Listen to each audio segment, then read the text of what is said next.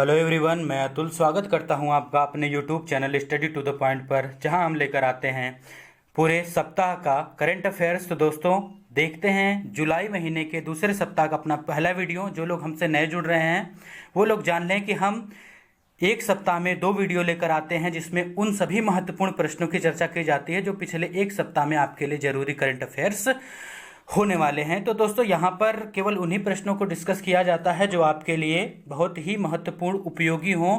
यहाँ पर न्यूज को कवर नहीं किया जाता है, इसलिए हम सप्ताह में केवल 2 ही वीडियो लेकर आते हैं। तो दोस्तों, हम शुरू करते हैं दूसरे सप्ताह का पहला वीडियो। तो देख लेते हैं जो पहला प्रश्न है हमारा दोस्तों। तो पहला प्रश्न है, भारतीय तटरक्षक बल ने समुद्री सुरक्षा के लिए किस देश के साथ समझौता किया है? तो उस देश का नाम है इंडोनेशिया। हमने जो समझौता किया इंडोनेशिया के साथ, इंडोनेशिया की राजधानी क्या है तो जकार्ता है। और जकार्ता और यहाँ की राजधानी, अभी आपको पता होना चाहिए कि यहाँ की राजधानी अगले 10 सालों में यहाँ की सरकार चेंज कर देने वाली है। तो उसकी राजधानी क्या हो जाएगी? कालीमंतन। कालीमंतन इसकी राजधानी हो जाएगी। और मुद्रा क्या है दोस्तों? यहाँ पर रुपया मुद्रा है।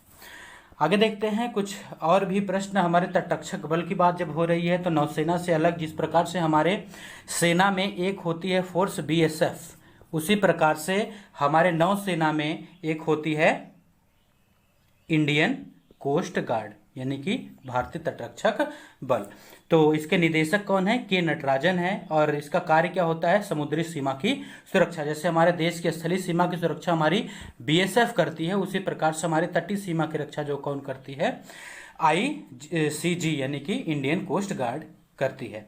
और हमारी इंडियन कोस्ट गार्ड कुछ अभ्यास करती है, तो उसे जान लेते हैं। तो हमारा जो जापान के साथ अभ्यास करती है हमारी इंडियन कोस्ट गार्ड, उसे क्या कहते हैं? सहयोग काइजिन कहते हैं। और भारत में 2 एनुअल एक्सरसाइज यानी वार्षिक अभ्यास करती है। इसका नाम है, एक का नाम है सारेक्स और एक का नाम मतला।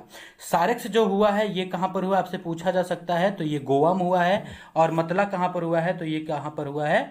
पश्चिम बंगाल के अंदर हुआ है। तो ये आपको ध्यान में रखना है। देखते हैं अपना अगला करंट अफेयर। किस तितली को भारत की सबसे बड़ी तितली घोषित किया गया है? तो ये 80 सालों में बाद, इस 80 साल पहले यही भारत की सबसे बड़ी तितली थी, लेकिन उसके बाद क्या हो गई थी? दक्षिणी बर्ड विंग हो गई थी सबसे बड़ी तितली, लेकिन अब फिर से यही हो गई है। इसका नाम क्या है? Golden bird wing. और इसे क्या कहा जाता है? हिमालयी तितली। हिमालयी तितली। अभी हिमालयी तितली तो कहाँ पर पाया जाएगा? उत्तराखंड में पाया जाएगा, हिमाचल प्रदेश में पाया जाएगा, आपके सिक्किम में पाया जाएगा। ये सभी हिमालयी क्षेत्र में ये तितली पाई जाएगी, जो काफ़ी बड़ी होती है। लगभग 190 सेंटीमीटर तक की इसकी क्या होती है? चौड़ाई हो जाती है। तो ये काफ़ी बड़ी तितली, ध्यान में रखेंगे आप। और अगला प्रश्न है, भारतीय रेलवे के अनुसार कब तक वह नेट जीरो कार्बन उत्सर्जन लक्ष्य को प्राप्त कर लेगा? नेट जीरो भी हम समझाते हैं। तो सबसे पहले है कि ये 2030 तक इस लक्ष्य को प्राप्त कर लेगा। इसे जानने से पहले हम थोड़ी सी एक बात जान लें कि ये नेट जीरो होता क्या है। यानी कि हमारा रेलवे अगर 100 टन कार्बन को उत्सर्जन 2030 में एक दिन में करता है या एक वर्ष में करता है, तो 100 टन कार्बन का क्या करेगा? अवशोषण भी किसी न किसी माध्यम से कर लेगा। इसी को कहते हैं कार्बन नेट जीरो, इसे या कार्बन जीरो भी इसको नाम कह सकते हैं आप। तो नेट जीरो का फार्मूला यही है कि जितना हम उत्सर्जन करेंगे उतना हम किसी न किसी प्रकार से इस्तेमाल कर लेंगे कार्बन का। तो इसे कहते हैं कार्बन नेट जीरो। और कार्बन निगेटिव होने की एक कंपनी ने दावा किया है कि हम कार्बन निगेटिव कब तक हो जाएंगे? काफ़ी बड़ी कंपनी है ये, 2025 तक ये कंपनी हो जाएगी। तो उसका नाम क्या है? माइक्रोसॉफ्ट ने कहा है कि कार्बन निगेटिव हो जाएंगे, यानी हम जितने कार्बन को उत्सर्जन करेंगे उससे ज़्यादा हम क्या करेंगे? उसका इस्तेमाल किसी न किसी माध्यम से अपनी कंपनी में कर लेंगे, तो यानी कार्बन निगेटिव हो जाएंगे। अगला प्रश्न है, किस खिलाड़ी के खिलाफ बीसीसीआई ने कॉन्फ्लिक्ट ऑफ इंटरेस्ट की शिकायत दर्ज की है? तो ये काफ़ी गंभीर मामला है और ये दर्ज किया गया है किसके ऊपर? विराट कोहली के ऊपर। अब विराट कोहली के ऊपर क्यों दर्ज किया गया इसके बाद आगे हम देखेंगे। लेकिन कॉन्फ्लिक्ट ऑफ इंटरेस्ट क्या होता है कि हमारे यहाँ कुछ बीसीसीआई के नियम है कि एक खिलाड़ी केवल एक ही लाभ के पद पर रह सकता है, यानी कोई भी लाभ का पद हो, वह किसी कंपनी का मालिक हो, डायरेक्टर हो, कुछ भी हो सकता है। लेकिन यहाँ विराट कोहली की 2 कंपनियां हैं और ये दोनों को डायरेक्टर थे, जो कि क्या है बीसीसीआई के नियम के खिलाफ है। तो इसमें क्या किया गया, थोड़ी सी इसके बारे में चर्चा हम कर लेते हैं।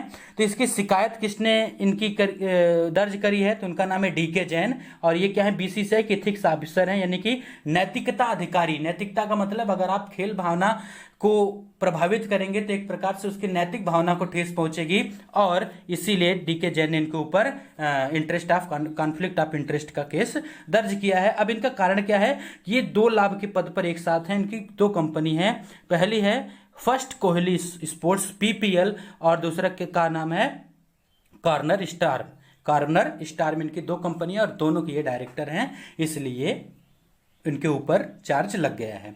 अब बीसीसीआई के एथिक्स ऑफिसर की नियुक्ति कब हुई है, देखिए ये बीसीसीआई में कोई नियम था नहीं, तो हमारे माननीय सुप्रीम कोर्ट ने क्या किया है, एक समिति बनाई जिसे क्या कहा जाता है, लोढ़ा समिति। तो लोढ़ा समिति ने कुछ बीसीसीआई के अंदर सुधार करने के सुझाव दिए और उसी सुझाव के तहत एक हमारे यहाँ क्या बनाया गया, एक प्रकार का लोकपाल बनाया जिसे एथिक्स ऑफिसर कहा जाता है, यानी नैतिकता अधिकारी कहा जाता है। तो लोढ़ा समिति आप ध्यान रखेंगे किससे संबंधित है, तो बीसीसीआई में सुधार के लिए। कौन सा राज्य देहिंग पटकाई अभयारण्य को नेशनल पार्क बनाएगा, तो इस राज्य का नाम है असम। असम में कई सारे नेशनल पार्क पहले से मौजूद हैं, यहाँ पर एक और देहिंग पटकाई अभयारण्य को क्या बना दिया जाएगा, अब नेशनल पार्क बना दिया जाएगा। तो ये बात आप ध्यान में रखेंगे। अब आगे देख लेते हैं, असम में कुछ और भी नेशनल पार्क हैं तो उनके बारे में चर्चा कर लेते हैं। सबसे प्रसिद्ध काजीरंगा और जिम कॉर्बेट तो कभी भूलना ही नहीं चाहिए आपको। Kaziranga Assam, Jim Corbett Uttarakhand. और उसके बाद औरंग और मानस, ये 3 प्रमुख नेशनल पार्क कहाँ पर हैं, आपके असम में हैं। और असम में एक बहुत प्रमुख वन्यजीव अभयारण्य भी है जिसे कहते हैं पोबितोर, जहाँ पर क्या पाया जाता है, जंगली भैंसा पाया जाता है। और औरंग में क्या पाया जाता है, गोल्डन लंगूर काफी यहाँ पर प्रसिद्ध है। अब यहाँ पर असम के बारे में जान ले कि असम में ही एक मेला लगता है जिसे क्या कहते हैं, जो कामाख्या मंदिर में लगता है, मीनाक्षी का मेला, उसे आप ध्यान में रखेंगे। और इस बार ये रद्द भी कर दिया गया है। तो जेजेएल रियल एस्टेट पारदर्शिता सूचकांक में भारत को कौन सा स्थान प्राप्त हुआ है, तो भारत को स्थान प्राप्त हुआ है, जैसा कि आप यहाँ पर देख रहे हैं 34वां स्थान प्राप्त हुआ है। यानी भारत 35वें स्थान से थोड़ा सा प्रोग्रेस करके 34वें स्थान पर पहुंच गया है। अब ये रियल एस्टेट पारदर्शिता सूचकांक का मतलब क्या होता है कि हमारे यहाँ जो रियल एस्टेट होता है, यानी जो बिल्डिंग के काम होते हैं, उन सभी में पारदर्शिता कितनी होती है, इनकी सभी की जांच ये जेजेएल करके कुछ सूचकांक बनाता है और इसमें भारत का कुछ खासा अच्छा प्रदर्शन नहीं है, यानी यहाँ पर बहुत घपलेबाजी होती है हमारे रियल एस्टेट मार्केट में। तो आगे देख लेते हैं, यानी पारदर्शिता की कमी है हमारे यहाँ। आगे देखते हैं कुछ। ऑस्ट्रेलियाई ग्रां प्री 2020 का खिताब किसने जीता है, तो सबसे पहले ग्रां प्री आप जानते हैं कि फार्मूला 1 की रेस होती है और इसे किसने जीता है, उनका नाम है वल्टेरी बोतास, यानी वेल्तारी बोतास इन्हें कहा जाता है, वल्टेरी बोतास भी कहा जाता है, तो आप ध्यान रखेंगे। और ये कहाँ के खिलाड़ी हैं, तो ये फिनलैंड के खिलाड़ी हैं। और ये गाड़ी कौन सी चलाते हैं, तो ये चलाते हैं मर्सिडीज, जो लुइस हैमिल्टन चलाते हैं वही गाड़ी ये भी चलाते हैं, मर्सिडीज चलाते हैं। तो ऑस्ट्रेलिया ग्रां प्री इन्होंने जीत लिया है। आप कभी कभी ज़्यादातर लोग सोचते हैं लुइस हैमिल्टन, लेकिन लुइस हैमिल्टन इस बार नहीं जीत पाए, इसे जीता किसने है, वेल्तारी बोतास ने जीता है। भेल ने रेलवे के साथ मिलकर मध्य प्रदेश के किस शहर में 1.7 मेगावाट का सौर ऊर्जा प्लांट लगाया है, तो ये उन्होंने लगाया कहाँ पर है, बीना में लगाया है। तो आपको पता है कि एशिया का सबसे बड़ा अल्ट्रा सोलर पावर प्लांट का उद्घाटन हमारे प्रधानमंत्री ने अभी अभी किया है। लेकिन यहाँ पर भेल भारत हैवी इलेक्ट्रिकल लिमिटेड ने हमारे रेलवे के साथ मिलकर एक प्रोजेक्ट लगाया। तो आप कंफ्यूज नहीं होंगे, ये रीवा वाला जो है ये भारत पूरे एशिया का सबसे बड़ा पावर प्लांट है। तो और ये जो बीना में लगा है ये हमारे भेल और रेलवे ने मिलकर बनाया है। तो 1.7 मेगावाट इसकी क्षमता है। अब यहाँ पर थोड़ी सी रेलवे के बारे में कुछ महत्वपूर्ण तथ्यों की चर्चा कर लेते हैं। तो रेलवे का सबसे लंबा प्लेटफॉर्म बनाया जा रहा है, ये कितने मीटर का होगा, कहा जा रहा है कि 1400 मीटर का होगा। 1400 मीटर लंबा, यानी कि लगभग 1.5 किलोमीटर लंबा होगा, जो गोरखपुर से भी ज़्यादा लंबा हो। ये कर्नाटक के कहाँ बनाया जा रहा है, हुबली में बनाया जा रहा है। और हुबली एयरपोर्ट पर ही क्या बनाया जा रहा है, पूरे भारत का सबसे लंबा रनवे भी बनाया जा रहा है जहाज के लिए। और चित्तरंजन लोकोमोटिव प्लांट ने यहाँ पर रेलवे की बात करें, चित्तरंजन पश्चिम बंगाल में लोकोमोटिव प्लांट ने 292 दिनों में 431 रेलवे इंजन बनाकर रिकॉर्ड बनाया है, यानी कि इन्होंने विश्व रिकॉर्ड बना दिया और इन्होंने अपना ही रिकॉर्ड तोड़ा है। 292 दिन में 431 रेलवे इंजन का रिकॉर्ड इन्होंने बनाया है। अब दक्षिण रेलवे पहला जोन बना है जो क्या हो गया है, कार्बन सापेक्ष हो गया। अब कार्बन को काफी ज्यादा डिनाई करने की कोशिश की जा रही है पूरी दुनिया भर से। तो दक्षिण मध्य रेलवे हमारा कहाँ है, औरंगाबाद इसका क्या है, मुख्यालय है। अब ये क्या है कि यहाँ पर जितने भी रेलवे स्टेशन हैं, यहाँ ऊर्जा जरूरत किससे पूरी की जा रही थी, किससे पूरी की जा रही है, सौर ऊर्जा से। तो ये क्या हो गया, पहला कार्बन सापेक्ष जोन बन गया है। और भारत का जो 18वां अभी जोन बना है, आप आमतौर पर जानते हैं 17 रेलवे जोन है, लेकिन 18वां बना है दक्षिण तट रेलवे। और इसका मुख्यालय कहाँ पर है, इसका मुख्यालय विशाखापत्तनम के अंदर है, ये आपको ध्यान रखना है। और बैग 12B नामक 12,000 हार्स पावर का पहला इलेक्ट्रिक इंजन कहां बना है, बिहार के माधेपुरा इलेक्ट्रिक फैक्ट्री में बना है। माधेपुरा इलेक्ट्रिक फैक्ट्री आपसे पूछा जाएगा तो आप बताएंगे कि बिहार में है। तो इसका क्षमता कितने, 12,000 हार्स पावर, यानी जो काफी ज्यादा क्षमता है। और ऐसा करने वाला भारत दुनिया का चौथा ही देश है। अभी तक 4 ही देश ऐसे जिनके पास 12,000 हार्स पावर का इलेक्ट्रिक रेलवे इंजन है। देश का पहला रेस्टोरेंट ऑन व्हील्स, यानी कि एक प्रकार का रेस्टोरेंट है जो पहियों पर चलेगा, ये कहां पर खोला गया है, तो ये पश्चिम बंगाल के आसनसोल रेलवे स्टेशन, यानी एक बहुत बड़ा रेलवे स्टेशन ये पश्चिम बंगाल में खोला गया है। तो रेस्टोरेंट ऑन व्हील्स ये आपको ध्यान में रखना चाहिए। और ये सारे प्रश्न रेलवे के लिए काफी महत्वपूर्ण साबित होंगे, तो आप एक बार इसे और रिवाइज करना चाहते हैं तो कर लें, नहीं तो हमारे PDF को प्राप्त करने के लिए लिंक में डिस्क्रिप्शन में दिए गए लिंक से हमारा टेलीग्राम ग्रुप आप ज्वाइन भी कर सकते हो, वहां पर आपको PDF मिल जाएगा। 100% LPG कनेक्शन गैस वाला देश का पहला राज्य कौन बना है, तो ये पहला राज्य जो बना है कौन बना है, हिमाचल प्रदेश बना है, जहां के मुख्यमंत्री कौन है, जयराम ठाकुर हैं। और यहाँ के राज्यपाल कौन है, बंडारू दत्तात्रेय यहाँ के क्या हैं, राज्यपाल हैं। अब यहाँ पर थोड़ी सी बात जान लें इसकी अन्य की, तो जो क्यों ये चर्चा में रहा है, तो ई पंचायत पुरस्कार इसने जीत लिया है, भारत सरकार की ई पंचायत पुरस्कार। दूसरे नंबर पर मध्य प्रदेश रहा, ये भी आपको तो पता होना चाहिए। ई संजीवनी वाहन सेवा, पंचवटी योजना, ये 2 प्रमुख योजनाएं लॉन्च की जिसके कारण चर्चा में रहा। और यहाँ पर त्योहार काफी पूछे जाते हैं यहाँ की परीक्षा में, तो रेणुका, मिंजर, फगली और लावी, यहां पर 4 प्रमुख त्योहार है। आपसे पूछा जा सकता है कि रेणुका झील के किनारे इसे लगाया जाता है, रेणुका परशुराम की माता जी का नाम था।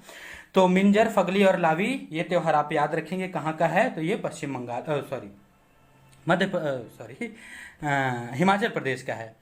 नेशनल पार्क की बात करें तो यहाँ पर कई सारे नेशनल पार्क है। पहला है पिन वैली, खीरगंगा, इंदर किला, सिंबलबरा और ग्रेट हिमालयन नेशनल पार्क, यानी कि यहाँ पर नेशनल पार्क के मामले में काफी समृद्ध राज्य है। और यहाँ का जो स्टेट एनिमल है यहीं पर पाया जाता है, एक स्नो लेपर्ड एक स्टेट एनिमल यहाँ पर घोषित किया गया है।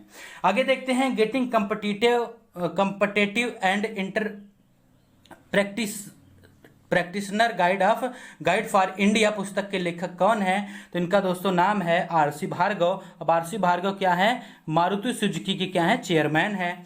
और इन्होंने क्या बताया है कि भारत में क्या होना चाहिए, भारतीय लोगों को अब क्या हो जाना चाहिए, कंपिटिटिव हो जाना चाहिए, यानी प्रतिस्पर्धात्मक हो जाना चाहिए, जिससे कि हमारे भारत के लोग काफी भागते हैं, काफी सेफ जोन में खेलना चाहते हैं। लेकिन ये कह रहे हैं कि आपको ज्यादा से ज्यादा प्रतिस्पर्धी होना चाहिए, हर क्षेत्र के लिए आपको तैयार रहना चाहिए।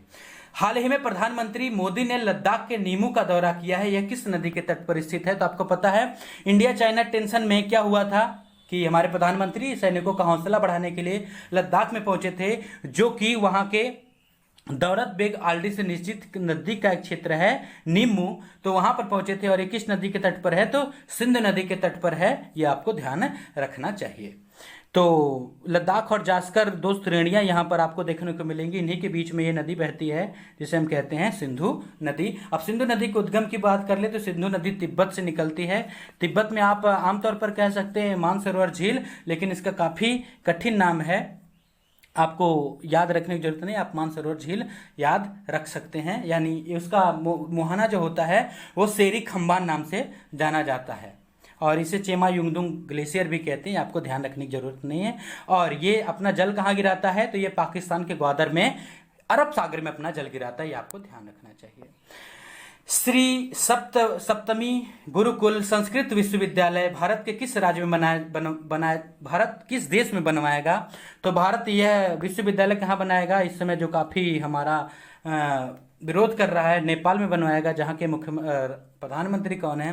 केपी शर्मा ओली हैं, और यहाँ के जो मुख्यमंत्री राष्ट्रपति हैं विद्या देवी भंडारी हैं। मुद्रा आपको पता है ये क्या है? रुपया है। तो ये आपको पता है और होना चाहिए। और दूसरी बात कि यहाँ पर जो स्कूल डिस्ट्रॉय हो गए थे हमारे पिछले जो भूकंप आए थे, भारतीय दूतावास क्या करेगा? यहाँ पर स्कूलों का भी निर्माण कराएगा। और श्री सप्तमी गुरुकुल संस्कृत विश्वविद्यालय भी भारत कहाँ पर बना रहा है? तो नेपाल में बना रहा है। और भारत एक अमलेखगंज और मोतिहारी का एक क्या बनाया जा रहा है? गैस पाइपलाइन परियोजना भी किसके बीच में चलाई जा रही है? भारत और नेपाल के बीच में चलाया जा रहा है। तो ध्यान रखना चाहिए आपको। आगे देख लेते हैं, प्रसिद्ध हागिया सोफिया म्यूजियम को जो कि अब मस्जिद बना दिया गया किस देश में है? ये तो काफी प्रमुख प्रश्न है, आपसे पूछा जा सकता है। ये इंटरनेशनल थोड़ी सी हिस्ट्री के बारे में आपसे पूछा जा सकता है कि हागिया सोफिया जो म्यूजियम है ये किस देश में है? तो इसके पहले इसकी चर्चा हम थोड़ी सी कर लेते हैं कि हागिया सोफिया म्यूजियम क्या था। सबसे पहले तो क्या था? एक मस्जिद था। ये कब था?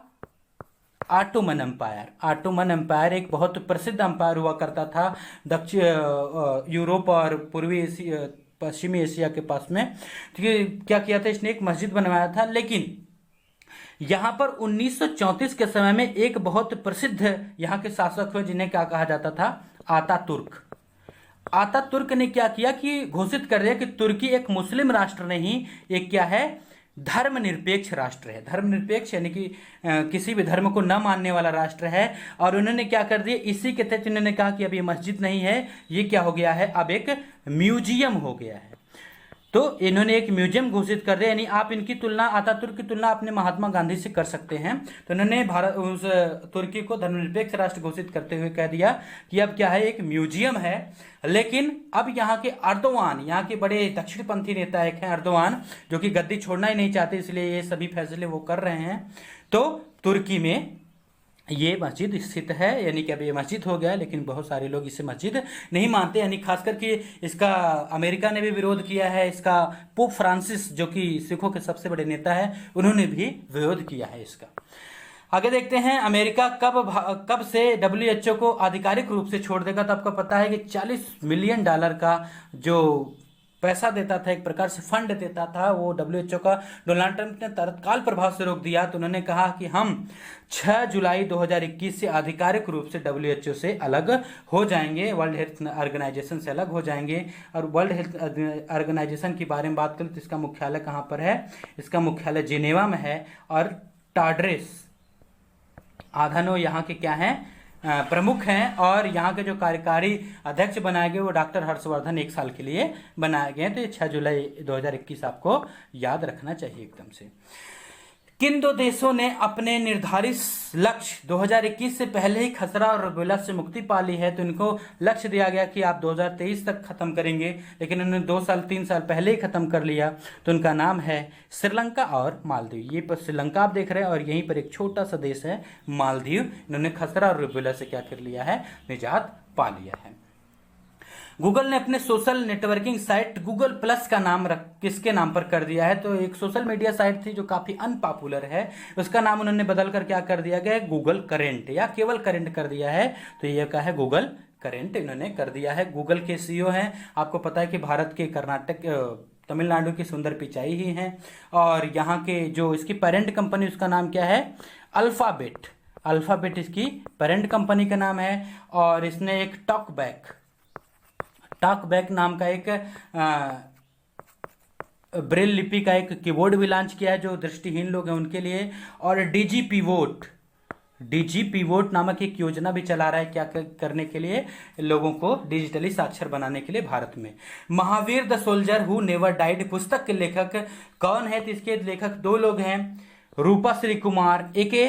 श्री कुमार। ये 2 लोग ने इस पुस्तक लिखी है। तो हमारे एक महान सोल्जर हुए थे परमवीर चक्र विजेता, उनका नाम है महावीर, तो उनके ही नाम पर ये लिखा गया है, उनके ही याद में ये पुस्तक लिखी गई, तो आपको ध्यान रखना चाहिए। अभी अभी आपको पता है कि कई सारे पुस्तकें लिखी गई हैं, जैसे कि सुहेलदेव के ऊपर एक पुस्तक उन्होंने किसने लिखी है, अमीश त्रिपाठी ने लिखी है, और बहुत सारी पुस्तकें लिखी गई। एक दिन हम आपको आथर की एक वीडियो बताकर दे देंगे। और अगला देखते हैं, सीतना धारावेंसिस नामक छिपकली की एक प्रजाति कहाँ खोजी गई है?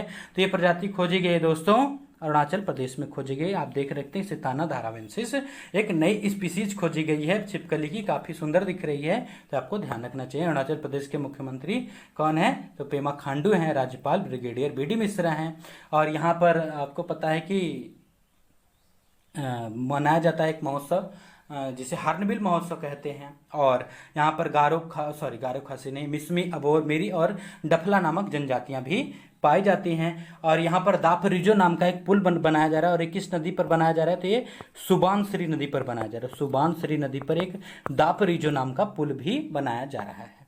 कॉमेडियन और अभिनेता जगदीप, जिन्हें सुरमा भोपाली कहा जाता था, इनका नाम, इन्हें सुरमा भोपाली के नाम से प्रसिद्ध थे, कहा जाता था। उनका नाम क्या, असली नाम उनके पूछा जा रहा है। इनका असली नाम था सैयद इश्तियाक अहमद जाफर, इनका असली नाम था। ये बात ध्यान रखेंगे, काफी प्रसिद्ध एक कॉमेडियन पुराने फिल्मों के रह चुके हैं।